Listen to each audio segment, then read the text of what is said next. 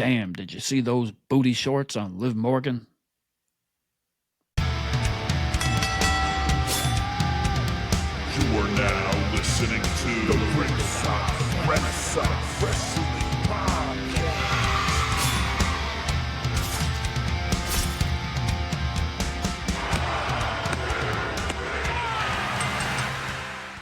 Welcome back to a new episode of Ringside Renaissance, and we're here with the RRW Weekly Review for WWE. And I'm here with Pretty Deadly Jesse. Yeah, and I'm Andrew Combat Jones. Yeah, I'll come and end your streak. Yeah. Yeah. It ain't no game. Okay, hey yo. Hey Chico, all you Goldberg, stay away, man. 'Cause I'll come put this thing on a cattle prod. Yeah. You already know what it is. Yeah.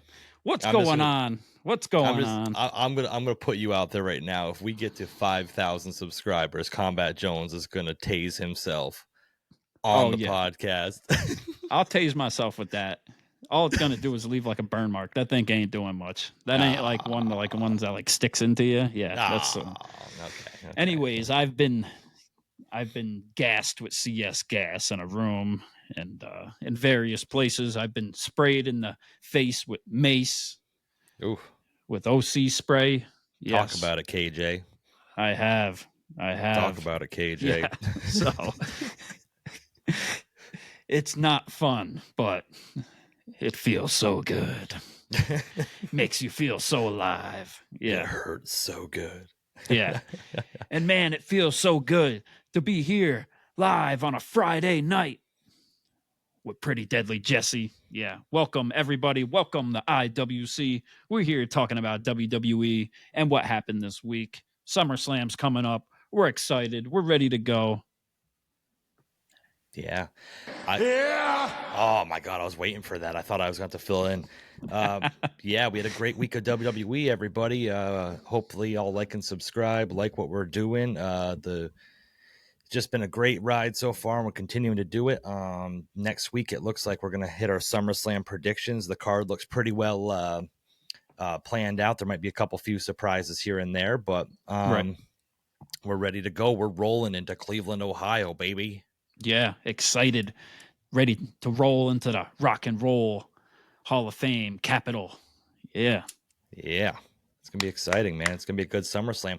It's exciting because it's going to be an outdoor arena, too, because like in the summertime, outdoor arena with the humidity and stuff, it might be a train wreck and botch fest. So, and there's been some great outdoor SummerSlams going way back, too. Some iconic ones, right? Yes, that you'll always be forever indented in our minds. So SummerSlam's a great event. You know what I mean? Like, we always had the Survivor Series, the 4-on-4 or 5-on-5 eliminations. We had the Royal Rumble. Obviously, the Royal Rumble. WrestleMania is the cream of the crop, but SummerSlam was just that little bit of the icing on the top of the cake that we always got in the summertime, just to lead us further on down into the year. And had some great moments in SummerSlam. It's the biggest party of the summer. Yeah. You already know. Yeah. So pretty cool. Yeah. I'm super excited, man. It's a pretty good card, too. I mean, there's a few little but I think we got a couple potential matches that could steal the show that there's some rumors of a surprise return that, some people are talking about in the IWC, and right. That's going to end up stealing the show if that does happen. But can you imagine if it doesn't happen, too? Oh, my God. Ooh, we'll get to that. We're going to save some of that for next week's episode to build the anticipation, of course. Mm-hmm. But what we're going to get into in this episode is last week's episode of Monday Night. Yeah. And it started out hot. I don't remember where they were, but it was I think in Green Bay, Wisconsin. It was in Green Bay, and that's town. That's your team too. Yeah, I know I should have wore the hat. Yeah, they were in Green Bay, Wisconsin, and it started out with the Ring General Gunther coming out to the ring and doubling down on what he said about Damian Priest and all of these stupid fans around the world.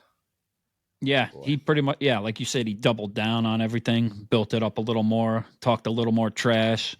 People were trying to cancel him from his last comments on last week's Raw, which was stupid. But he pretty much said he doesn't take anything back, and he called out street cred, and he called him street trash, called all of the Judgment Day street trash. Yes. So he's ready to roll. Yeah. And called out Damian Priest, and DP was there, and he wasn't having it. He came right down to the ring, right?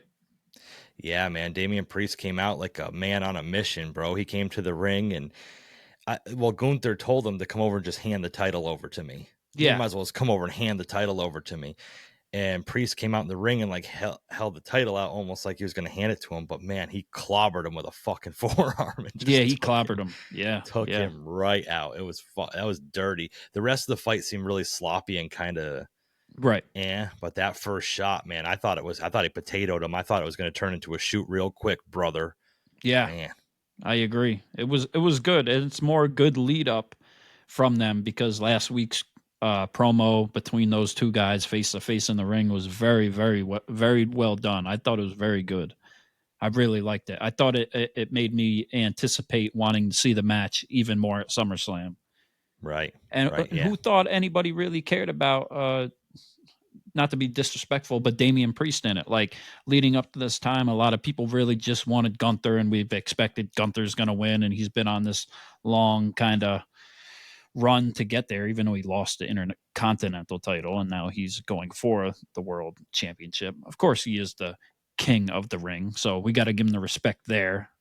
Yes, leading up to it, earning that spot there. But Damian Priest came out of nowhere, and he's had some pretty good victories with his championship run that started at WrestleMania, cashing in the Money in the Bank. Mm-hmm. He's had some help along the way, but hey, he's still the champion, so it's cool to see. Day. Yeah, and he's just getting better and better, and it's just becoming more credible and more credible, and it's just building on for his legacy and his name going forward. So regardless of what happens, Yeah, and a lot of these people that are saying Damian Priest is getting help along the way, like we failed to remember, like Roman Reigns had help in numerous amounts of his title defenses with all the Bloodline rules matches and everything else. So like, I mean, right. Potato here, you know what I mean? We can't just praise one and shit on the other one. Damian Priest has been the champion since WrestleMania. We're rolling in on SummerSlam. Like, he's had a pretty decent title run, especially because Seth Rollins was the inaugural champion, and then Drew McIntyre, obviously, for 5 minutes and 48 seconds or whatever, and then now Damian Priest has held it. So for as far as this title goes, he's the second longest reigning champion, even though we've only had 3. So there's got to be a little respect on his name there. Yeah, put some respect on Damian Priest, DP's name. Got it. Yeah, Bronx, baby. BX. All love. All you Ringside Renaissance fans, applaud the DP. Yeah. We approve of the DP at Ringside Renaissance. Yeah. Yes, we sure do. Yeah. So, yep. So this went all the way into the break, them fighting, and then backstage they continued fighting, even brawling even more, and ended up getting thrown out of the arena. So that was all we saw, the Ring General and the champion for tonight. Yeah, that was pretty much it. Number 1 contender shot for the IC title, Braun Breaker against Ilya Dragunov. Yeah. He reminds me of like a Muppet, like freaking out when he comes out and does that. That's all I think of is the Muppets. It was like too much in NXT. He's doing it now still. He's continuing like with the little gimmick of doing it, but at least he's cut back a little bit on it. Like, like you said, you're not totally bought into it. I get it. No, but he's great in the ring. He can get it done. He's been great on the mic too. He's doing his thing. They giving him a shot, and he's knocking it out of the park thus far in WWE, without a doubt. Yeah, agreed. And the only fear I see a lot of shades of like Bryan Danielson in him, like a small guy that's hard hitting, that like strong style, hard hitting style. And the only thing that worries me is shortened careers because of that. But we can just be in the moment and appreciate it right now. Like Ilya Dragunov, I was not big on him at all when he came into the main roster. If you watch our previous videos, and he has grown on me tremendously. This was another example. And Braun Breaker and Ilya Dragunov had like classic matches in NXT. So they're just spilling that over into the main roster. And they're continuing it more. Yeah, he's that high intensity, high energy, tenacity, everything. Yeah, and put up with freaking Braun Breaker, man. Like, woo, crazy. And making it convincing too, not just having a competitive match with Braun Breaker, but convincing me that you could have a match with Braun Breaker. Like, if you know me, I'm big into realism with wrestling, blurring the lines between reality and storyline or in ring. I hate like any sort of storyline that's kind of way far out of the realm of believability, too scripted, or too supernatural, or whatever. But we'll get into that. But that H bomb, that fucking that Ilya drops too is just crazy. Yeah, he's special. He's good. I can't wait to see where he's going to go in WWE and what more they have planned for him, and how long he's going to stick around for, and how far can he go? Can he reach the mountaintop, or like what type of guy is he going to be on the roster? Yeah, agreed. So high ceiling. Yeah, and high ceiling and a low floor, because they were fighting on the outside, and the match ended in a no contest because Ilya was no longer able to compete. Braun Breaker messed that dude up. Yeah. Gave him a spear, and his head hit off which I didn't know if it was okay. So I didn't know if that was like real, or if it was, again, blurring the lines, or if it was storyline, until they had the two like masseuse come out and start like massaging him. Like they like called for EMTs, and like two like massage therapists came out and started like rubbing his arms, and then they were like, oh, he can't compete. I wonder if he got the happy ending backstage. Not touching that one. If he hung out with Liv Morgan, he probably did. Oh, yeah. Well, Liv Morgan seems to be handing those out pretty frequently here. She's on fire. We'll get to that. Man.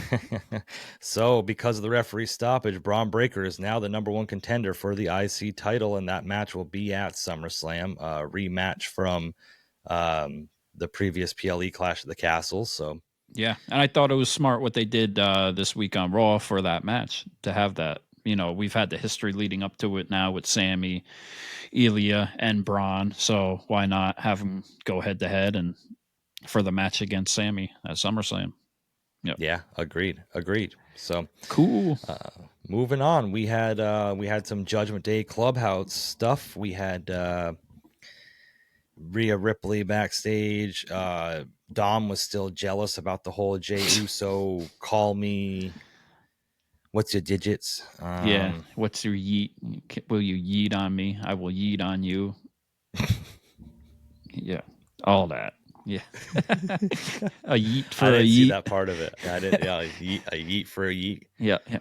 Mommy, I'm worried he's gonna yeet on you.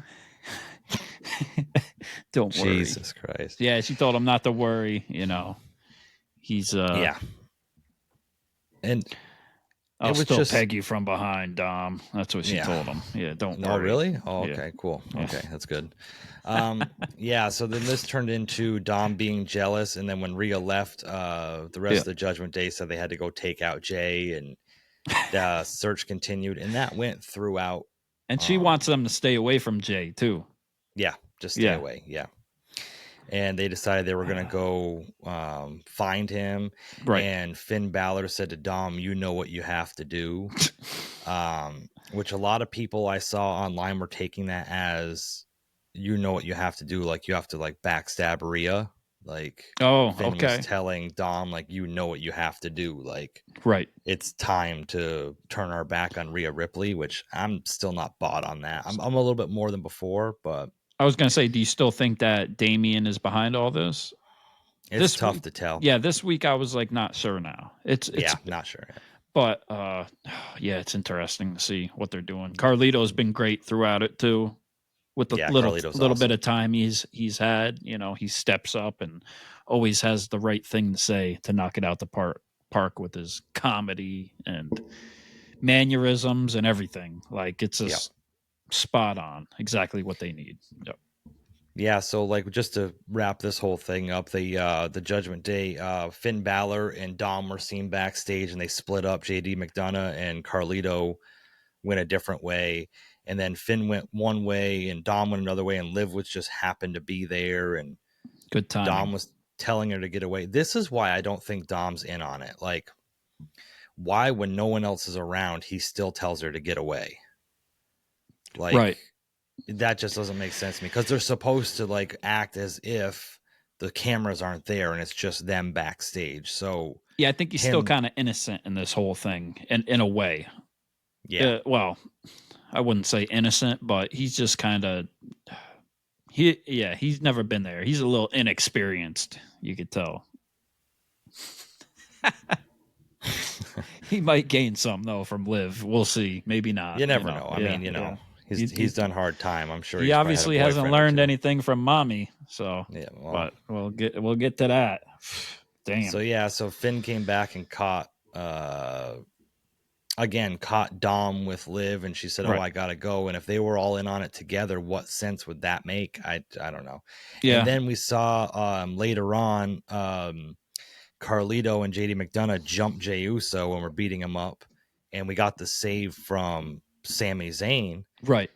And this is what set up later on in the match, or later on the night, Finn Balor and JD McDonough, the tag team champions, against Sami Zayn and Jey Uso, which is really cool, as a reuniting of Sami and Jey, which might be planting seeds going down the line. That's what I was going to say. It made me further believe that Sami may come back and be part of this whole bloodline thing down the road, which I really hope, obviously. Yeah, and they even do the handshake thing before they came out. It wasn't just like, oh yeah, we'll team up. It was like there was a lot of seeds planted there, I believe. So yeah, I think so too. Yeah, for many different things and ways they could go about it, for sure. But it's cool to see him helping out and be back there and have his back after everything, and cool moment. Yeah, but here's where we plug. Let us know in the comments what you think is going on with the whole Rhea, Liv, Dom situation. What do you think is going to play out at SummerSlam? Looks like that's where it's going to play out. Yeah, who's backstabbing the Judgment Day? Who's the mole in the Judgment Day? Who's trying to tear it down? Very interesting. Yeah. Next, we had Sonya Deville against Lyra Valkyria. I ain't got much to say about this. I like seeing Sonya Deville back. I like Lyra Valkyria. This was kind of just like a filler match for me. I just wasn't really too into it. Right. Yeah, it was okay. Sonya's back now. They're trying to build her up some. Yeah. So, and Lyra Valkyria always looks good. I'm impressed by her, but just like a lot of these NXT call-ups, there's so much going on in the main roster that I feel like they might end up getting lost in the sauce, so we'll see what's going on. They're still featuring her, so that's a good thing, even though she's taking L's. Like, she's still being featured, so there's still some hope for her there, so yeah. Well, I guess we'll have to see where that leads with Sonya too, because if she's going to get pushed now too, and how much spots and time do they really have left for all these women too? So yeah, or for anybody in general, but yeah. Yeah, so now we got to the part everyone's been waiting for. Well, sort of.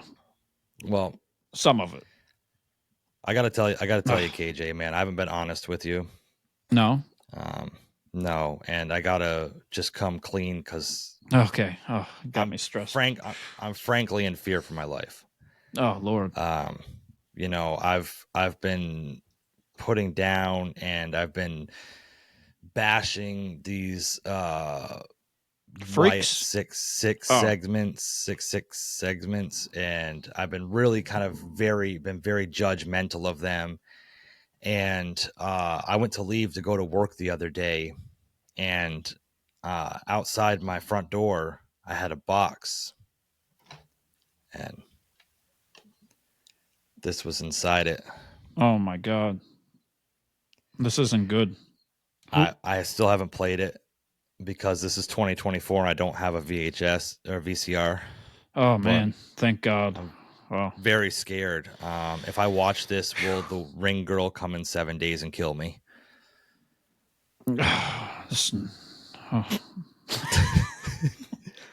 I don't know. Maybe they can send you a link to your email account and a 4K video if they can figure out how to do that. I'm just in fear for my life right now. And, it's been very overwhelming for me. I've talked to a therapist and, maybe someday that video we'll play a little bit of that video. Did the therapist look kind of like you too? With a mask on? I don't know what you're alluding to here. Hey, if you ever need help with some freaks.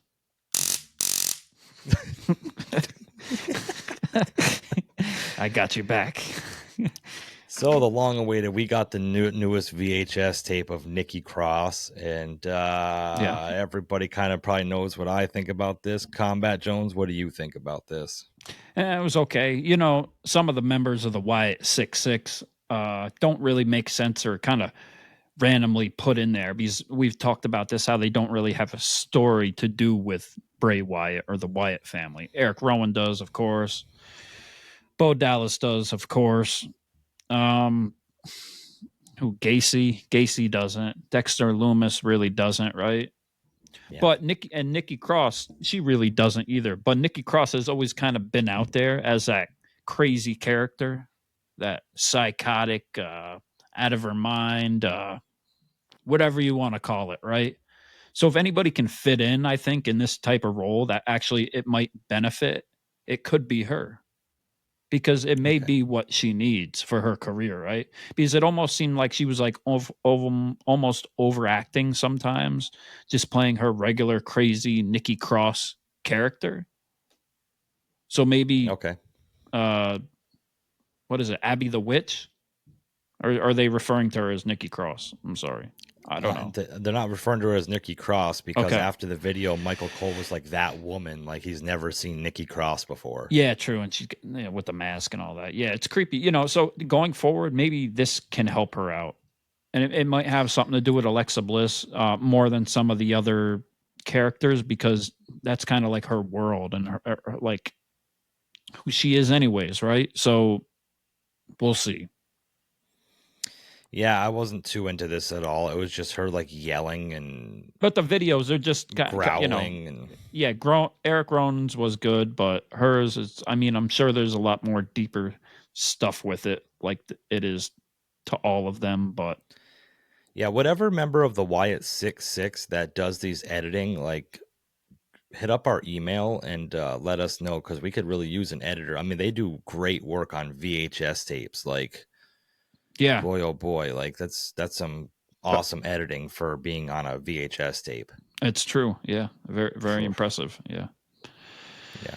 Not impressed with this at all. What I am impressed with was next, CM Punk came out to the ring and he finally said the words. Spindrift Phil. Bringing it out to brawl out, baby. When somebody's drinking this shit. Don't play around. It's about to get real. Jeez. About to turn it up. Got the juice Tell now. About it. We're juiced. All I do is work with children, kids. Yeah. Empty-headed fucks. Yeah. How much did that cost you on Amazon? It's pretty good, actually. So Phil, if you want to do a Walmart sponsorship special with us. Yeah. Okay. Walmart, yeah. So CM Punk came out and finally said the words that Combat Jones has been waiting for him to say for weeks and weeks now. He's cleared and he's ready to go. And let's go, Phil. Yeah. He was looking for a fight, bro. He brought the tape out. He was taping his hands up. He was ready to fucking roll, man. CM Punk is back. He's ready to go. And I got to let you know, man, I'm SummerSlam's getting closer, and you think I would be excited, but I'm nervous as hell. I'm just so nervous, man. Like, I feel like it's like I feel like the Rangers are going into Game 7 of the Stanley Cup playoffs, or the Knicks are going into Game 7 of the NBA Finals, because you don't have to worry about either of those scenarios. Yeah, not this year. Maybe next year, but we'll see. But man, just Punk with his luck, with his injuries and all that. Like, honestly, I don't care if he wins or loses the match at this point. I just want him to be healthy and be good, and just not even that, to more prove the naysayers wrong. That every time he wrestles, he gets injured, and who wishes that on people too? Like, yeah, it's just horrible out there, and the people that are still wishing it and want him to come back now and get injured in this match, it's just a lot of hate. It's either love or hate, but there's a lot of hate out there for him, unfortunately. But I love the energy he had. I'm ready to go for SummerSlam with him. I hope he puts on a good match. I don't think the outcome really matters. We'll get to that in the predictions. But like I said, I'm nervous, man. It's been a while, and he looks great. Like, he's fired up, but yeah, he looks like more built. He's like jacked right now. Like, he's really been putting time in the gym and looking really good. And yeah, I share the same sentiments as you. Like, I just, I don't want to see any performer get hurt, whether I like them or don't like them, whatever. That's not anything I wish on anybody. And yeah, well, hopefully time will tell. I mean, Drew McIntyre is a hard-hitting wrestler, but he seems fairly safe in the ring. So I think that's as far as that goes, I think that'll be a good. It's a good test, a good meter to see where he's at and everything for sure. Coming back, I mean, who better to get in the ring with, or who worse? It's gonna be a freaking battle, man, and it's gonna be cool, very, very cool. And I like that the angle that they're going with it, because of course Punk was ready to fight on Raw. He started taping his hands and wrists, told Drew McIntyre to get out there. He wanted to fight. He wanted to go off then, right? Because he's cleared. And Drew came out and Drew said, Green Bay doesn't deserve this fight. They're not big enough for it. And Drew got Punk going even more. Yeah. Well, Adam Pearce don't want. Scrap Daddy came out, of course. Scrap Daddy don't want no scraps for SummerSlam. Yeah, he said if they touch each other for SummerSlam, the match is off, and whoever initiates it gets suspended. Just to kind of give it another week of breathing before the match. Right. And he said that after all the stuff happened with the referees, there was no referee crazy enough or willing to step up and be the referee, but there is one guy. Who could that be? Oh, Seth frickin' Rollins wearing a tablecloth coming out to the ring. Oh, so bad, right? So bad. Yowie wowie. Oh, I think I don't know. I'm starting to think his outfits are so bad they're good. No, I'll give it to him. He can, like, if most people tried to wear stuff like that, they would look like ridiculous, right? But he pulls it off, and we're used to seeing him wear all these crazy outfits now. I almost don't even think about it anymore. Yeah, agreed. But every week it's something crazy. I'll give it to him. He's got a lot of fashion sense. Whoever is doing his wardrobe, or if he's doing it, maybe Becky's picking it out. Maybe he went in the wrong closet. I don't know, but yeah. Well, I think he was going in the right closet because she's the man. So like, so they've been flipped for a while, I guess. Yeah. Who knows? Yeah. He's just taking on his role. That's all. I mean, you can't. Yeah, but not that there's any defined gender roles. And we're not going to get into all that. But, of course not. Just saying. Yeah. So we have at SummerSlam CM Punk versus Drew McIntyre with Seth freaking Rollins as the special guest referee, which adds a little sprinkle on top as to what's going to exactly happen. Very interested to see what happens. I really don't know. I mean, we're going to do our predictions in a few days, and I just really don't know. That might be the Ringside Renaissance coin flip of the night. I mean, it may. We'll have to see what happens out on this week, coming up and coming Raw for this week, because it may lend some predictions help out for that. But I don't know. Yeah, at this point, I'm just not sure. It's cool to have Seth in there. They all have history, of course, so it's going to be a lot of fire going back between all three of them, and it's gonna be cool. I'm really looking forward to it. Like I said, I'm anxious, I'm nervous for it, but three real professional guys, huge, great wrestlers, gonna be in the ring, So, and I don't think people are like a little concerned Seth might take a little bit from the match, but I don't think so because I think he's so good. It's not gonna matter. Yeah, agreed. And I think that there's so many avenues this can go, like storyline wise and feuds and like whatever going forward, that it just leaves us guessing. And that's what I want as a pro wrestling fan. I want to be left guessing. I don't want to have to figure everything out, or I want it to be revealed to me. So what's the point if I know everything that's happening? Yeah, and there's no end to it. To quote Tommy Dreamer, the story goes on. It never stops. Yes. It keeps going. So, and that's what's great about this, and they can do so much with it. But it's cool. Seth is going to be the referee. Very much looking forward to it. He kind of got in between Punk and Drew, and Drew backed off finally. Punk really wanted his head. Drew wouldn't feed into it, so Drew's kind of got Punk in his hand right now a little bit. The emotions are getting ahead of Punk a little bit now. It's kind of flipped a little bit. So Drew's playing with that now, and because he pulled out the bracelet, the almighty bracelet with AJ, Punk's wife, on it, and world famous Larry. Yeah, it's slobbering time. Yeah. Yeah, you just don't mess with a man's dog. That's for sure. No, especially Larry. We all love Larry. Yeah. Yeah, I've never met the man, but that's what it is. But so yeah.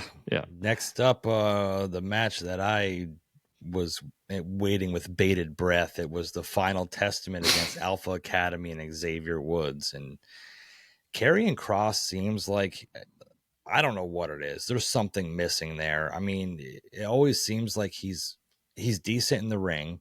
Right. He can cut a decent promo. It's just like, I just don't care about him. It's a story, like you can't relate to it, or he just doesn't come across to the crowd the right way, or like connect with them. Yeah. Maybe it's a story. Maybe it's the booking. I don't know. But yeah, he's great in the ring. He's been doing it for so long, of course, and he had some decent moments in NXT. A lot of people really liked him in NXT, but yeah, and I don't really care much about the Alpha Academy either. Like, they had that whole goofy storyline that's continuing to go on, but like, I don't really care about it.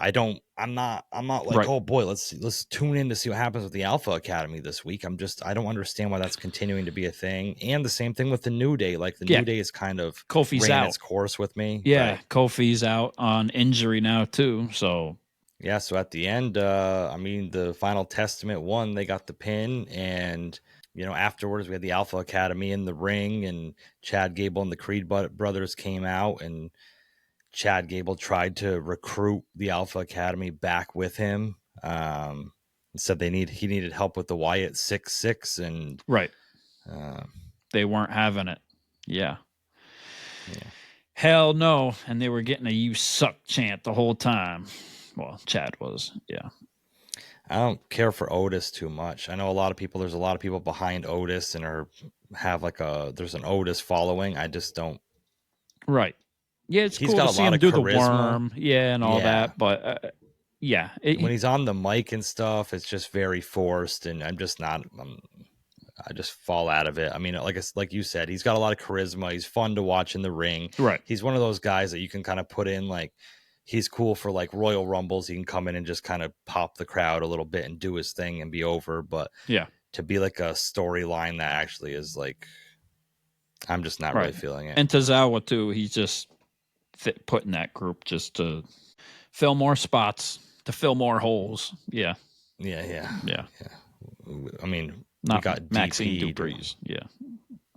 We got DP to fill those holes, So let's be clear, Maxxxine Dupri is a star of that group. Of course, 110%. And like, she never wrestles. It's just that's the only thing I care about. Yeah. And they treat her as background, and like, I don't know. I've said it a few weeks ago. There's something about her that I'm just kind of. She's impressive.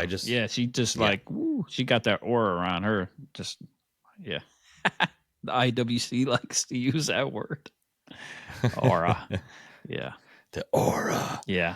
Did you see the aura? Because next up we had the Wyatt, because they're talking about the Wyatt 6-6. Yeah. And this is absolute cinema.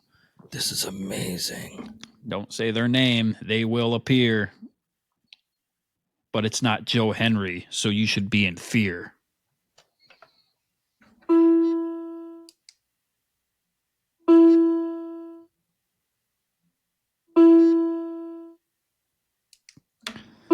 Yeah, so as all this was happening, Chad Gable, the Alpha Academy, standing in the ring. And of course, we got the piano ringing. So the crowd was going crazy. You would think that part of the song they would hit a new key, but no, it's just yes. And the lights go out. Yep.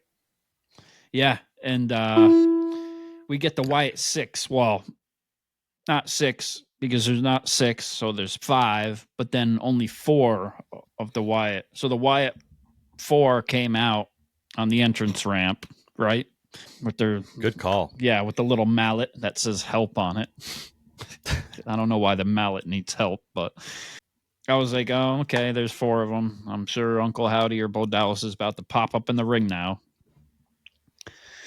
And Chad Gable got the Sister Abigail, huh?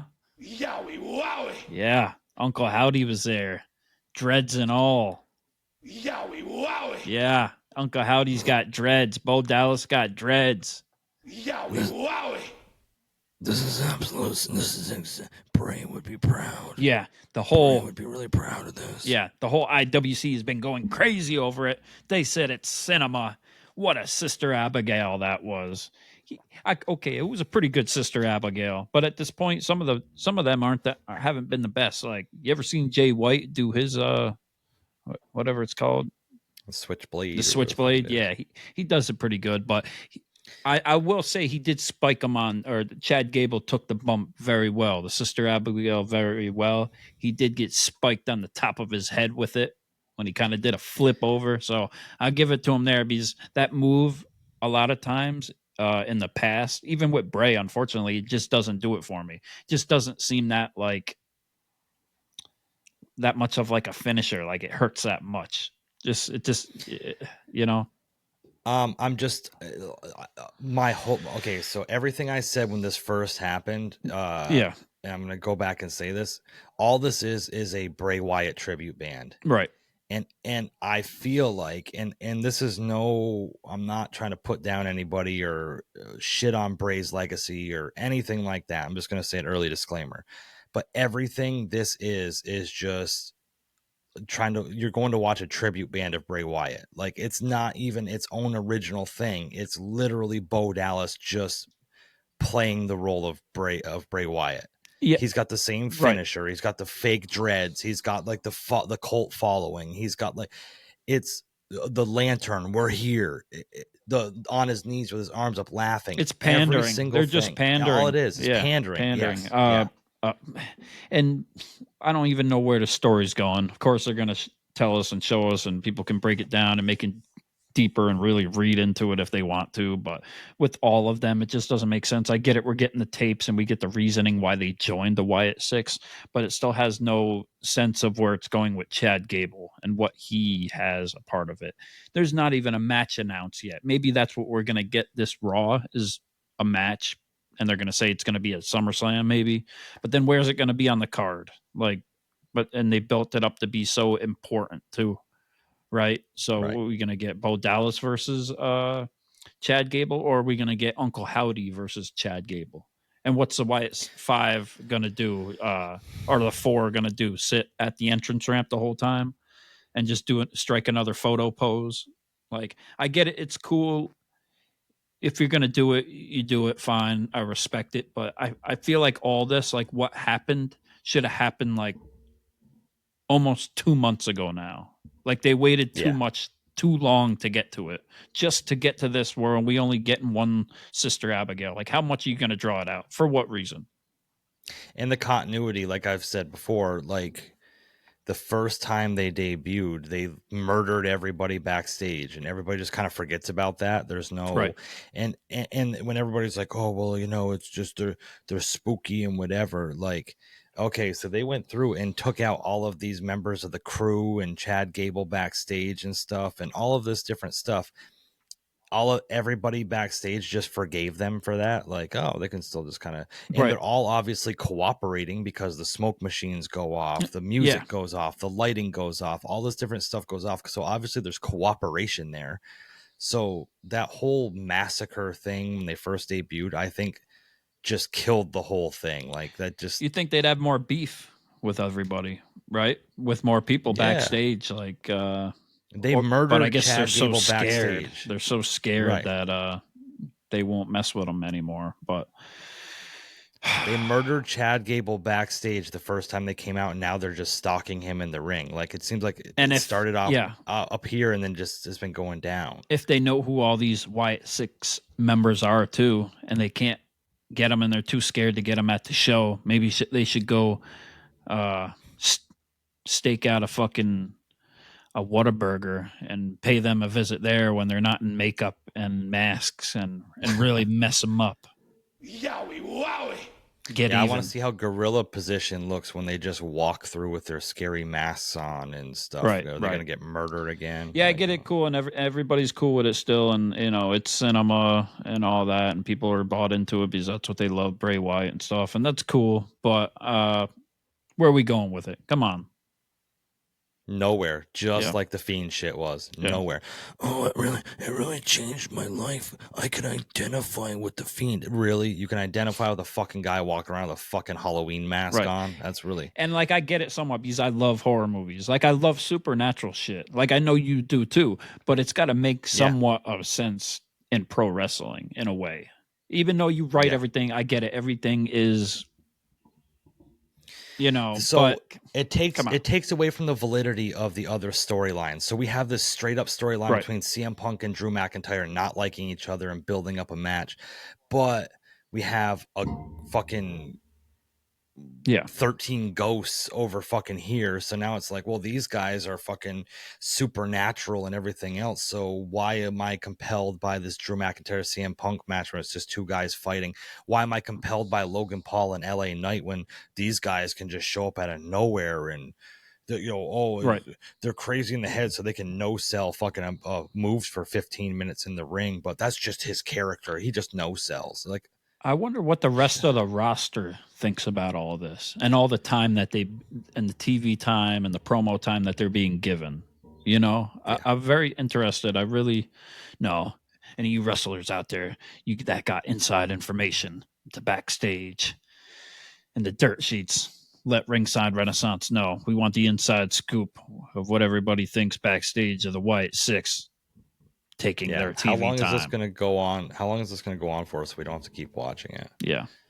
Get to the story. Like, what are we doing here? And there is no story. And what are we, after we finish off Chad Gable, then who we going to next? A lot of people are saying Alexa Bliss maybe come back and play some part in that, but what next? Where are we going? And then after that, what's the story? What's the point? What's the goal? What are they working towards? Is it championships? Is it redemption for the story? I don't, a redemption song. I don't know. Emancipate yourself from mental slavery. Yeah.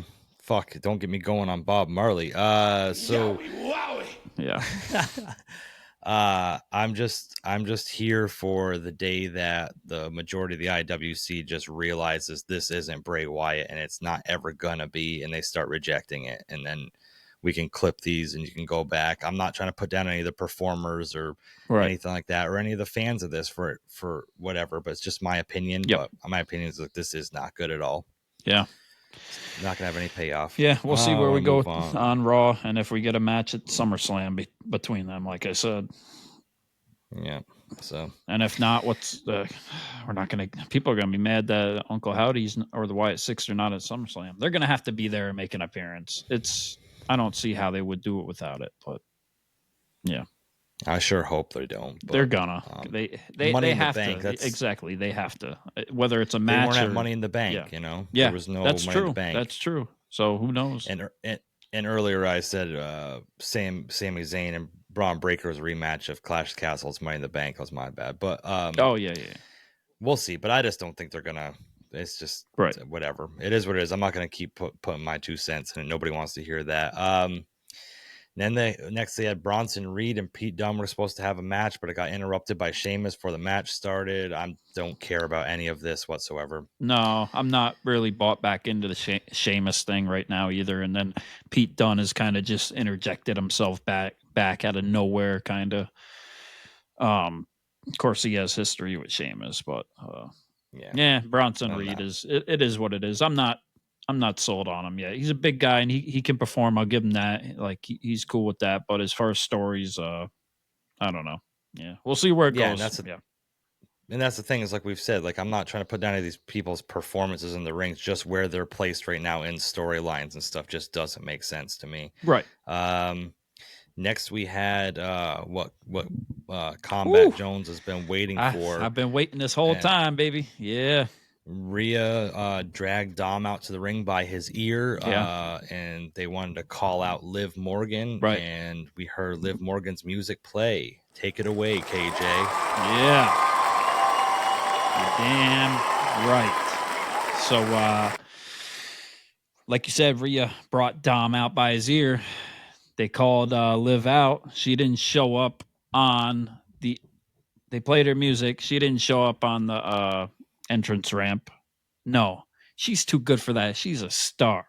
And let's just talk. Liv broke the internet. She broke the internet. She showed up in the stands and them booty shorts. Like, come on. Like, I'm pretty sure there's people out there that said, I can't speak for them, but I'm just assuming when I say they're probably going to think like, Liv was dressed like she was at Freaknik in them coochie cutter booty shorts. Like they might say she's invited to the barbecue now, the way she was looking. With that picture, with those shorts, she broke the internet. I don't care what you got to say. You can't lie it. You can't deny it. Ain't nobody fucking with me. But Liv is. I'm not playing into your bullshit right now. The whole internet has just been talking and sharing the photos of Liv in those shorts and her promo. And look, she told Dom and she told Rhea that you can't do nothing. I showed him everything. Like men like Dom, gorgeous men like Dom don't go after women like you. They go after women like me. And then she did the little twirl and whoo, baby. Exposed her long back. Come on. Insane. It was on fire. Like she was good too. Like I think her promos have been great too. Like and her acting has been great. Top tier. Like she looked so good with the championship. Like all hail, all rise, all respect the Raw Women's Champion Liv Morgan. Because it's just so good. And she is killing it right now. And Dom said that he had 3 words he had to tell her. Rhea forced him into it, is what I'm thinking pretty much. And everybody wanted him to say, even the crowd, it sounded like, to say, I love you to Rhea, which anybody would. And he said, I hate you. And God damn you, Dominic. What is wrong with you? We have beef now. You don't make my girl Liv cry like that. Unbelievable. My heart really broke. I really felt for Liv right there. It was just too much, but I'm not no simp like that because I keep it real. So you already know what it is. I'm back to killing shit. Combat Jones, back to business. But Liv, that's what's up. You know what to do. Liv's got the Riz. It's still all in her hands. She's still concocting this plan. And I don't think Dom's going to be able to resist any longer. Okay, I'm done. Thank you. Oh, thank God. Yeah. Yeah. Dom had some choice words to say to Liv in Spanish. Yeah. I'm not going to repeat some of that stuff. What was it? Just a lot of curse words or yeah. I Google translated some of it, but Monty had to give us the full breakdown. But okay. It is what it is. But I mean, it just is what it is. I'm just, we'll go further into it in our SummerSlam predictions. I'm not exactly sure where this one's going to go either, but I think they might have pulled the trigger on this one too early for it to be Dom really being on Rhea's side. I might think he's actually working with Liv somehow, but I don't think he is, but I think he's going to turn at SummerSlam. Okay. I won't say too much more predictions for that. And we still have another Raw to go, but yeah. I don't know. So Liv left heartbroken. Rhea licked Dom's face. Yeah, she did. She did. She looked really happy after that too. Like, yeah, she looked very validated. Yeah.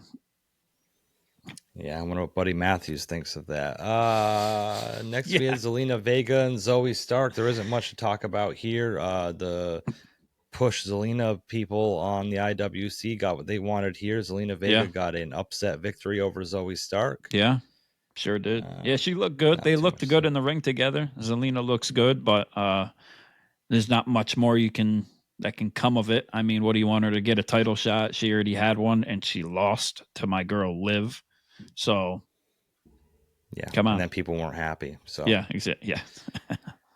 So many titles, so little titles, so many performers. The main event of the night was Sami Zayn and Jey Uso versus JD McDonough and Finn Balor. The cool entrance with Sammy and Jay coming out of the crowd. I think it was cool. They had the yeet hands, like I said, they did the handshake with them. Yeah. It was really cool, very interesting. Like I said, feeding into the whole bloodline stuff moving down the line that you and I kind of feel on the same page about. Yep, they're getting wasn't back. much to write home. No. With this match, solid match between all of them, of course. Oh, it was a solid match. Yes, yeah. And it was good. I thought the Judgment Day were going to win going into it. I kind of thought that they were going to get some interference or something, but in the end, after it made sense with what happened. But it was a solid match. It was a flat end. Yeah, there was nothing, no cliffhanger to lead you to that's the next what I'm week. getting. It was, Jey Uso and Sami Zayn won, and then it was just kind of like the show goes off the air, like right. And same with how SmackDown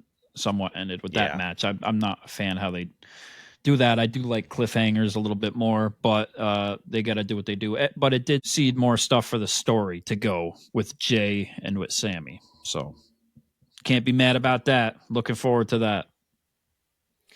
You know what else we can't be mad about? Yeah. This awesome graphic and guitar riff to segue us into SmackDown.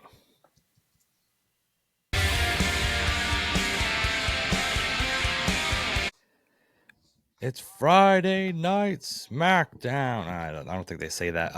It is Friday Night SmackDown. Yeah, and that is who we started the show out with. Oh. Okay, I mean, we're just gonna. What the fuck are we doing here, man? I thought we had this. Fucking killing my thought. You want to take it away? Yeah. Take it away. Yeah. Friday Night SmackDown started out. We had one of those cool backstage little promo walkouts for LA Knight to come out for his match against Santos Escobar, which was really cool, giving a little more shine to LA Knight. Right. I'm a big LA Knight fan. Yep. I really liked this. I liked the match, LA Knight with Santos Escobar. I thought it was really good. Santos is really good in the ring.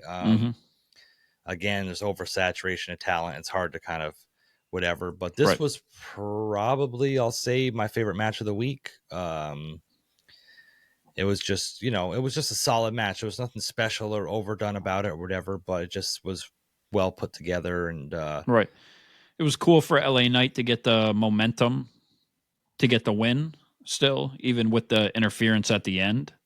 Because I was like, oh, he's going to get screwed, and that's how it's going to end. But they gave him the win and the momentum, so that's cool. And his little intro was pretty great, too. Like, he's got it, without a doubt. He does, as much as you can have it. Like, it's just natural. Yeah, like... It sucks that he's on SmackDown with Cody, who's over, and like the whole bloodline stuff and whatever, because he's going to keep getting kind of pushed to the side. But man, oh man, the pops he gets from the crowd is just incredible, and he's week in, week out. Yeah, he's completely different, but he also reminds me a lot of Stone Cold Steve Austin. Mm-hmm. He really does. Just the way like he just knows how to talk and what to say to him backstage. He has like that little bit of attitude, and the crowd freaking pops for him too. So yeah, it's really good, man. I'm so bought into LA Knight. I mean, he doesn't overdo stuff in the ring, but he doesn't have to. Like, yeah, he can do a little bit extra, but his matches are just kind of simple, well placed together, well executed. It doesn't have to be this flippy dippy, high risk, high spot, whatever match to try to get the crowd to pop, because they just pop from his presence and his charisma. Like, he doesn't need that, you know. And that's why it was probably a really good comparison that you said with Stone Cold Steve Austin. Like, he's just got the crowd eating out of his hands, you know? And I wasn't big on the BFT, the blunt force trauma, when he first started using it, honestly, but now it's kind of growing on me. I think it's so glad you spelled out what it meant, because I've been wondering this whole time what BFT stood for. Yeah, it's not BLT. It's not a. I thought it was. It's not a bacon, lettuce, and tomato. It's BFT, blunt force trauma. I thought it was like big fucking trouble. Yeah, that's the thing. It doesn't really relate to his name much, I guess, really, or kind of like his gimmick somewhat. But yeah, I don't know. It's different though. You don't really ever see anybody do that move like that ever. Yeah, it's good. It's a mixture of like a few different things in a way, but it's somewhat original, you know. Yeah. I like it. You know, Logan Paul came out and tried to interfere during the match, and he ended up getting knocked on his ass. And Santos Escobar went to do his finisher on LA Knight. He reversed it into the BFT, got the 1, 2, 3. And after the match, Logan Paul came in, and him and Santos, they put the boots to LA Knight. Yeah.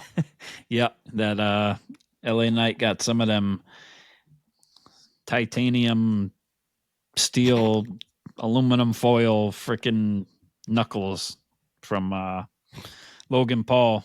Yeah. Yeah, it's, I don't know. Whatever. I expected it. I expected some type of interference at some point, and, you know, to build more with Logan Paul. And yeah, and that leads into him getting the beat down before the pay-per-view. Right. Hopefully LA Knight gets the win. I really hope they do the right thing. Yeah, and having Santos just kind of be there being filler and stuff, but he's a reliable talent and stuff. Logan Paul got his frog splash on LA Knight, sold it really well. And yes. We're rolling into SummerSlam, baby. And Logan Paul cut that little promo on him too. Right? Yes, yeah. Was it right after that, or was it it was a little bit after. It was backstage, though, correct? Yes. Yeah, okay. Yeah. That was, I thought that was a pretty good promo, too, talking about being from Cleveland, and he's not just going to be facing Logan Paul. He's going to be facing the social media super megastar, or whatever he calls himself, and that he's from Cleveland. So it's going to be very interesting working into him being from Cleveland and SummerSlam in Cleveland, and him being the heel, and like, see if he can get the crowd to turn on him somewhat too there. It'd be cool to give him the microphone. You know what I'm saying? When he gets there, like, or something. I don't know. Yeah. You think I don't know. We'll see. You might just come out in Cincinnati Bengals ring attire. Yeah. Something, you know. That's just the Logan Paul way. Right. But, we had Jade and Bianca come out to the ring and say they want a new tag team title rematch for the tag titles. Right. Alba Fire and Isla Dawn attacked them from behind. Didn't work out for them. They got the beat down and got out of there. And yeah, it is what it is. The Alba Fire and Isla Dawn's whole reign is just kind of that's what's not doing nothing. Tag team division though. Right. It just doesn't. Yeah. They're just there. And Jade and Bianca now, they're not really doing much either. Like with this story, like I don't know if they're going to regain these championships or if it's just going to be the the nail in the coffin for them to finally turn on each other, or who's going to turn. I don't know. I still really want Bianca Belair to turn heel. I really do. Yeah, it'd be very interesting. But yeah, I don't know. Is that all you want Bianca Belair to do? I forgot your team Liv right now. I ain't gonna put you on the spot. No. I got to have a little bit of loyalty for my girl Liv. She is the champion. But you know, as they say, variety is the spice of life, and that is Raw, and Bianca's on SmackDown, and they technically are in different zip codes and area codes and states. So it is what it is. I love hearing you trying to justify that bullshit. Yeah, then we had the tag team gauntlet match for the #1 contender for the tag team titles. Yeah. It was like 5 matches in one. Here it started out with Apollo Crews and Baron Corbin against Legado del Fantasma. Right. I like Apollo Crews and Baron Corbin together. Yeah, they were pretty good. I mean, Baron Corbin's got some fire back now again. Like a lot of times I haven't like cared for his characters and stuff and the way he's like really portrayed and his booking, or I just can't like relate to him in some ways to like care. But it seems like he's doing better now though. And with the rest of the crowd, not just me, like he's and you know, getting behind him somewhat. Yeah. Yeah, and Apollo Crews is a fucking dog, bro. That guy's he's a fucking beast. Yeah, he can work. Yeah. Can we ask? You said you can't really relate to Baron Corbin enough to really like him. How do you relate to Liv Morgan? Because she's a champion. I'm a champion. I'm a champion. Yeah. It's a good save. Yeah. That was a good save. I wouldn't say that's related. I mean, that's a little different, though. I mean, okay. When you swap spit and hotel room keys, I mean, there's a lot to relate to. You know, when. Oh my god. Yeah. I got a doctor. You can get tested out. I can't relate to Dom though, because he's been being a little bitch. Yeah, so he needs to get his shit together. Like in reality, come on, like this is like first world problems for him. Like this is the type of problems that you want to have. A woman like Rhea and a woman like Liv fighting over you, like, and then go home to a woman like his wife. Yeah, like I said, variety is the spice of life. Like, okay, that's a yin and a yang with Liv and Rhea, is it not? Yeah, he's gonna get him with that wang. He's getting it every way he wants, you know. So, yeah, I'm very jealous. Yeah, I love how you took the focus off me saying that you're like Liv Morgan. I appreciate that. Oh, you yeah, really saved yourself. Yeah. Baron Corbin, Apollo Crews beat Legado del Fantasma. Street Profits came out. I'm sure we could find some things to relate about if we sat down and had a talk with her on Ringside Renaissance for exclusive interview. Yeah. Please don't, man. We can do that. Me and her can do that one privately for the rest of the fans, if you'd like. I just threw up in my mouth a little. You might be pleasantly surprised.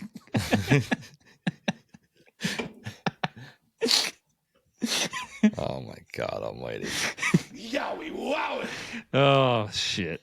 Combat Jones is gonna come on with a mullet and skank stash the next time we see him. That's the kind of guys that Liv goes for, bro. You got to commit. Don't give me any ideas. I'm not gonna simp. No, I'm not simping out for Liv Morgan though. No way at all. No, not at all. No, not at all. No. Jesus Christ. Not at all. You'd probably lick those fucking jean shorts from the fucking belt buckle to ass crack. Yeah, jeez, where's your head at? God. Yeah. Giving me a lot of ideas now. Like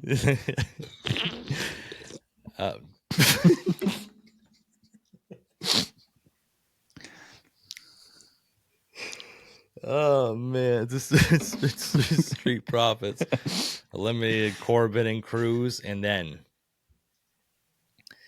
we got to gaze our eyes upon that's true, those two tasty snacks. Yes, boy. Pretty deadly.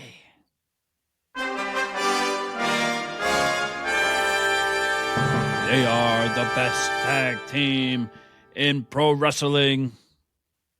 Pretty Deadly. So good, man. Yeah. Everything about them. Yep. The way we talk, like all these fucking people in the IWC that don't know what they're talking about with aura. Right. Like, because they don't fucking just see the natural aura, charisma, just the all around greatness of Pretty Deadly. And every time I see them, I'm just more and more infatuated with them. Yeah. Their flower print, Right. ring attires. I mean, it's just their flowing hair. I mean, wow. Yeah. And all Is that Perel? Yeah. I don't know, but whatever it is, I need it. But all jokes aside, like honestly, like their intro is great. Like Who's joking? Yeah, well, I don't know, but they're like whoever wants to say whatever. Like they want to make a joke about it. Think we're joking about it. We're not. But in reality, look, get down to the bare bones about it with Pretty Deadly. But they're great. Like, come on, their music is good. Yes, boy. Like it relates to them. Their outfits they wear, it just pisses people off because it's so good, right? Because it's like so out there. And like they're so high class and high society, as Corey Graves called them. They're selling too. Like in this match, their selling was great, and they're two big guys too, and they can really wrestle. And they showed that in NXT, and they've showed it here in WWE too when they've had their chances and their shots, which they've had. So they need to bring them back now. And it was a disappointment in this match. It was very disappointing, and like. Okay, so anybody that likes pro wrestling and pays attention to pro wrestling, just go back and watch this little spot with them against the Street Profits. Tag team wrestling. Yeah. This is tag team wrestling, especially heel tag team wrestling. Yes. You neutralize one of your opponents in the corner. You get a lot of quick tags, a lot of quick double team moves, focus on a body part. It was just it was not that body part. But like everything that they were doing, you look at like the Street Profits, how long they've been a tag team, but do they do a lot of tag team wrestling? It's all like Montez Ford does this, Angelo Dawkins does that, and it's like they got a couple little things here and there, like their little high spot moves, but like just the chemistry or the psychology of tag team wrestling, cutting the ring in half, breaking it down, taking out one opponent, making him work for the hot tag, like all of this stuff that's in tag team that's supposed to be in tag team wrestling that just isn't there anymore. These guys are executing. And like you said, all jokes aside, I'm 100% fucking serious. I want a piece of those tasty snacks. But like, if you look at it objectively and just look at how great they are as tag team wrestlers, it's amazing. It's amazing that they don't have more shine than they do. Well, it's like, and all jokes aside, like I said, it's because people can't see through like the characters of it and like the ring attire and stuff like that because it's over the top and it's different. But that's what makes it so great for them being heels too, because it makes you hate them more, right? Because they're different. Right. But they're good. Look at Shawn Michaels back in the day, coming out with the earrings and the fucking flashy. It's the same shit. It makes you like question stuff. Like, like I don't question anything. I am sure. No, it's which makes it so much better. Right. Because people fear and they don't like what they don't understand. So that's what's great. And like you said, like them cutting off the ring, like the OC, they don't get a lot of time. They're great tag team wrestlers. They've been doing it for how long? They did that too, somewhat with like cutting off, isolating your opponent. But Pretty Deadly, when one of them was going to get suplexed, the other one jumped over the ring. Oh yeah. The other guy took out his knee. He took out his leg from behind, and he got dropped on his head too, on his neck. I thought he actually messed up his neck a little bit, which he sold it very well. They sold the match very well the whole time, I thought, which I think is one of their strong suits too, and I think they're great in the ring also, technical wise. Very good. Yeah. And I just said, I don't think they're going to get their shine. Like you said, people don't accept what they don't understand. And I don't think a lot of people these days in modern wrestling, and this isn't knocking anybody, but not a lot of people understand the true psychology of tag team wrestling. Right. And they just bring it, not to dwell on it anymore. Yeah. So Pretty Deadly lost the Street Profits. The OC came out. They had a match, like you said, other good tag team wrestlers. They lost the Street Profits. Yeah. And who ended up coming out is the Bloodline, it was Tama Tonga and Jacob Fatu because Tonga Loa can't wrestle because he got his eye gouged out. And these guys were the ones that won the number one contendership for the tag team titles. They're not a tag team. They're not tag team wrestlers. Like, this is what the tag team division is. It's like, if you wanted to see true tag team wrestling, DIY, who is a tag team and have a lot of great chemistry as a tag team, versus Pretty Deadly, who is a great heel tag team, would probably been the best option. Me just saying that, not just as a fan, I agree. just realistically. I honestly agree. I really do think so. Like, because they're the heel too. And I see where they're going with it with the Bloodline, and since when can you not fucking wrestle with an eye patch or with one eye? Yeah, like, come on. PDC does that. And like, think about John Moxley, like all these people that had eye patches and pirate freaking gimmick wrestlers and all that. Like, come on. But Tama Tonga, Tonga Loa, they are and have been a tag team, correct, though, in the past and other promotions? Yeah, they were like, the guerrilla warfare or street or something like that. Yeah, so that would have made even more sense. So I don't understand why they couldn't do it. Is his eye really hurt, or they just needed Jacob Fatu in the mix? Because it seems like we said, Tonga Loa's been the odd man out this whole time, and yet again, he's the odd man out again, not there. Yeah, I don't know if they don't trust him. Like, do they not trust him in the ring because of his botches? Yeah, some of the stuff like I've seen online, another promotion, some of his botch videos are pretty interesting, but whatever.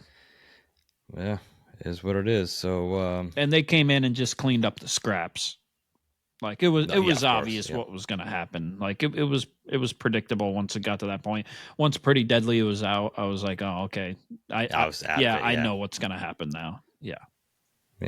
And well, did you really think Pretty Deadly was gonna fucking win against the Bloodline? I mean, no, but I thought maybe you could have got some like interference. Well, Kevin Owens supposed to be completely out now too, or like Randy Orton. But I was like, maybe you could get some interference and screw up their title shots by these guys, or Cody could run out and interfere, but he wasn't there. He was in Japan, of course, or somebody, right, to kind of interfere and screw them over for what they've been doing. And then you could have, but then why would a heel be against a heel with Pretty Deadly? So the way the Gauntlet match was, I didn't realize it was a Gauntlet match going into it until they announced it this week, more or less tonight on SmackDown. Yeah, but I didn't realize. Yeah, I thought it was just more of like a 4-way tag match or whatever the hell you want to call it in that sense, right? Yeah, I didn't know. Like I said, it was a Gauntlet match. I thought maybe it was going to end up like the Bloodline was just beating down the last team so much they end up getting disqualified or something. Like, I thought it was going to end up something like that. Okay, yeah, but it did not end that way. They want them going for the tag titles, though, obviously. So they got their number one contender spot for the tag titles against DIY, which, not good for them. Not looking good for DIY, for the DIY fans out there, I don't think. Sorry about it, yeah. Chum. Should have sharks to the Samoan werewolf and Tama Tonga, the gremlin. Yeah. There might be a little bit more there than meets the eye, though. Think so? Yeah. Maybe a former tag team champion comes back and makes his triumphant return the night before SummerSlam to cost them the titles. Ooh, how good would that be? That would be good. But at the same time, would you want the Usos against Tama Tonga and Jacob Fatu for the tag titles? Yeah, it's true. And then I don't know. Interesting at the end. Oh, we'll get to it at the end, but yeah. The Bloodline wins and they are the number one contenders. Next we had a Cody Rhodes vignette, just basically asking Solo Sikoa to meet him one-on-one, face-to-face next Friday. Right. Leading up to the match. Wasn't much here. No, because they said, I guess, allegedly Raw or SmackDown may have been taped, and WWE had a big event in Japan. So a lot of the wrestlers were there. I know Cody Rhodes had a championship match there, I believe. I think it was a triple threat match, correct? Yeah, I believe so. Yeah. Yep. So that's cool. They went out and did that. So he wasn't going to be there. So he had his little vignette to build, and we'll see what happens on the go home show for SummerSlam to build with their little feud they have going. I'm sure it will be the main event at SummerSlam, but and it needs to be respectively because of the championship, but it's not as important as some of the other matches, and I don't rank it up there in relevance and what I'm looking forward to as much as some of the other matches. Yeah, I think that it's going to be put on last for other reasons that we'll talk about in our SummerSlam predictions if nobody can figure that out. Yeah, and that reason too. But let alone just because it's for that championship that's seemed to have been put on the pedestal as the more important one too. Yeah, agreed. Yeah. And then we had the main event of the night, which is Bayley and Mi-Chin versus Nia Jax and Tiffany Stratton. And Mi-Chin came out to the ring, and Nia Jax and Tiffany Stratton just took her out early on. Bayley came out, pretty much fought this as a handicap match for the majority of the match. Right. I wasn't a fan. I've said this 100 times before. Bayley's whole title run has been her being beat up every single fucking week, and it's just I'm not a fan of it whatsoever. Yeah, it's very seldom she's gotten the better of whoever, and Tiffany Stratton's now mad because her Money in the Bank briefcase is all messed up. We'll see if we get this custom Money in the Bank briefcase coming soon. Nia Jax may have hinted at that, but yeah, too bad for Bayley. I want to see her go over, and I'm a little afraid going into SummerSlam for her. Yeah, I don't think she's going to lose at SummerSlam. No? Okay. Oh. No, and I don't think that Tiffany Stratton's going to cash in either, because I don't think she should. They're going to introduce a new briefcase. Right, exactly. Just to have her cash it in doesn't make sense. Again, we can talk about that down the line. But, it's the only briefcase too that's left, so I think they need to drag it out. Yeah, I agree. But we'll see what happens with that and other things going on in the WWE. It was a pretty interesting week. I think I can speak for a lot of WWE fans that were kind of just going through the motions of these episodes just to get to SummerSlam, because there are some huge payoffs that are coming at SummerSlam that a lot of people want to see. Maybe people want to see LA Knight win his first singles title in WWE. Maybe some people want to see Drew McIntyre finally get his hands on CM Punk, or vice versa. Right. Maybe you want to see the return of somebody in particular. But anyway you slice it, SummerSlam's looking like it's going to be, like you said, the biggest party of the summer. Yeah. Looking forward to it. Looking forward to it, man. And we also we had that little vignette at the end, right, with the Bloodline. Oh yeah, I'm sorry, at the Bloodline. Yep. To wrap up SmackDown, and which actually threw that teaser right out there. And Solo was talking about how he's going to win the title, and he said straight out, Roman, if you have a problem with it, you know where to find me. Ooh, so leading to it even more. So there you have it. And I like how when they put the ones up, they do it like this. Like it's like a new way they hold their ones up. Oh, like the Bloodline. Okay, I never noticed that. They hold it. Yeah. They, when they're sitting down, they all hold them like this. They don't put them up. They all hold them like this. Oh. They did at the beginning, did the one up, but when they do little vignettes backstage, when they film their little Corky Romano covered vignettes, it's interesting. Yeah, we'll see. They didn't have much to work with Cody not being there, and they're doing their tag team thing, and Solo's got to do a little bit to drag it on. So we'll see. It's interesting.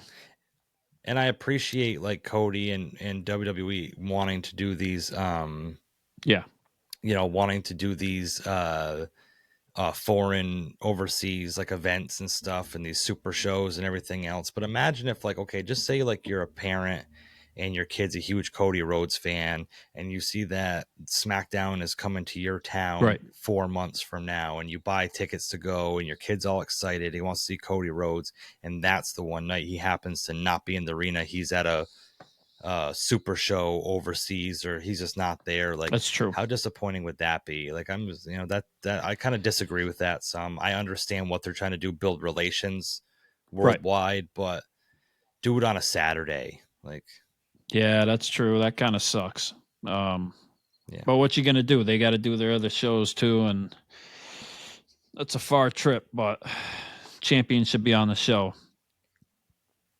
We trashed Roman Reigns for a long time, and Brock Lesnar for not showing up and being champion and being on the show. But they got to do what they got to do. But it's cool. Looking forward to SummerSlam. Oh, they just had Comic-Con in San Diego.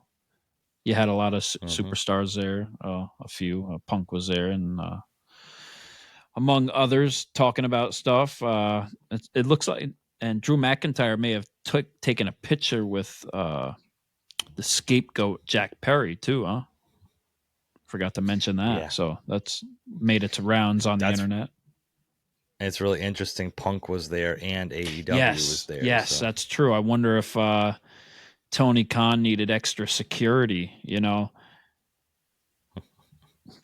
He had Jack Perry there to protect him. Don't worry. Yeah, I'm sure everything was good then. But yeah, they must have been in separate rooms and not been able to meet or anything. And other reports that came out about CM Punk too, about WWE's trying to restructure his contract also to add more time onto it, to add more money, because the merch sales and everything else have been astoundingly way bigger than they even predicted.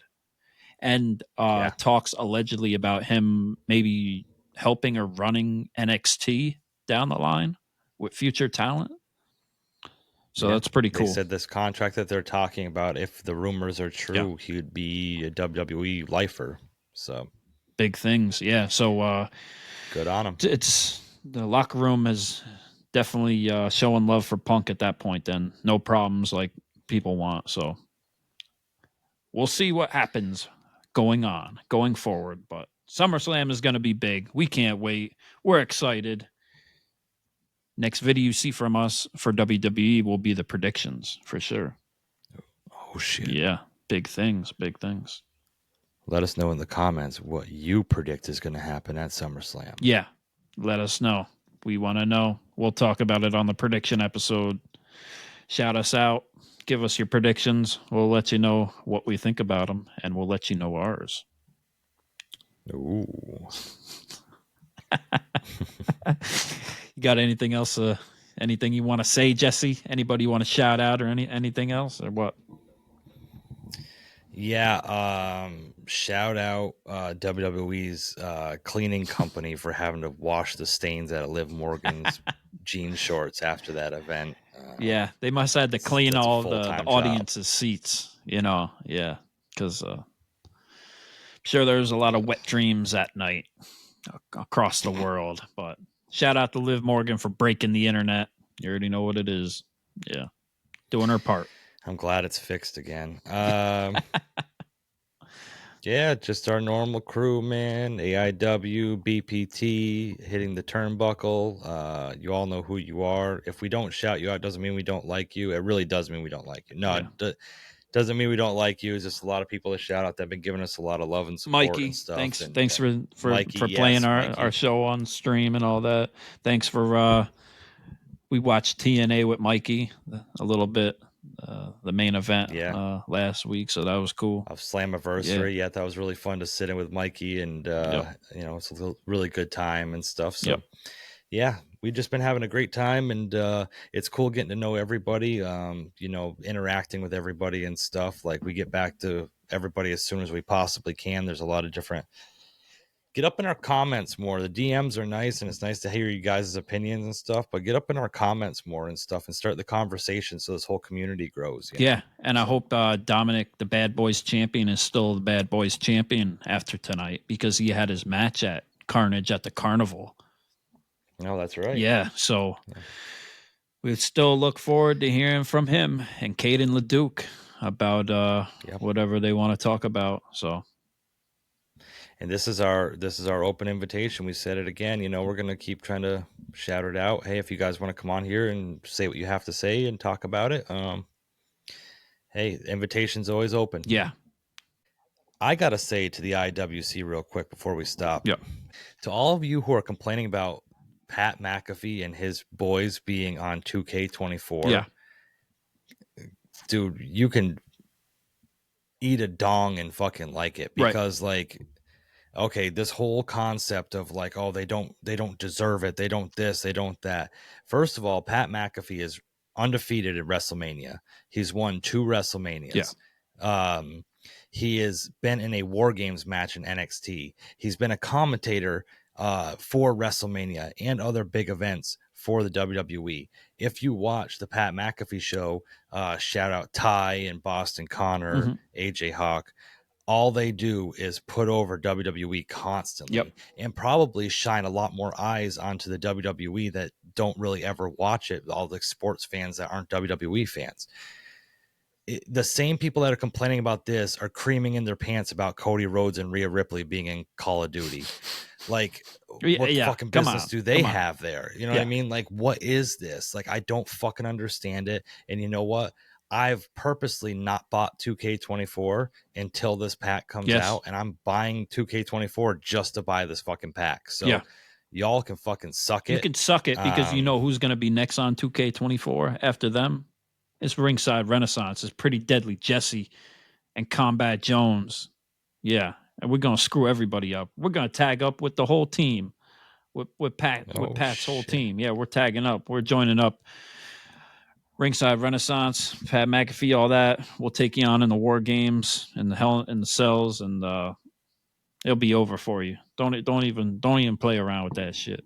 It's over. All I gotta say is when I buy that pack, Pat McAfee is going to be the undisputed champion. Right. Oh yeah. AJ Hawk is going to be the United States champion. Darius Butler is going to be the Intercontinental champion, and the Toxic Table, Ty Schmidt and Boston Connor are going to be the tag team champions. And you don't have to like it. Yeah. But you got to accept it. Yeah. And you ain't going to beat us because we won't let you. We won't let ya. Yeah. Yeah, come on. Like, let it go. It's just a video game, people. They want to put people in a video game. Get over it. Get the hell out of here. Just don't buy the DLC. Yeah, you're done. What the fuck? Like, they can make whoever they want. You can make a custom character. They don't make the person you like. Go make them. Go download them off the community creations. Simple as that. That's right. Or go play Fight Forever. You know, come on. Unbelievable. Oh, that's right. Yeah, yeah. End rant. Yeah, end rant. Fuck y'all. Yeah. Pat McAfee and his boys are there. You're just jealous because you guys don't get a fucking DLC pack. Yep. Post Malone was in the last one. Ain't nobody complaining about that shit. Exactly. Yeah. So that's what it is. That's all I got. This has been the RRW Weekly Review for WWE. Club fed to the haters. Yeah. And that's Pretty Deadly Jesse. And I'm Andrew Combat Jones. Yeah. Yeah.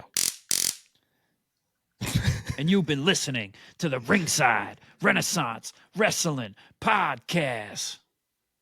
Peace.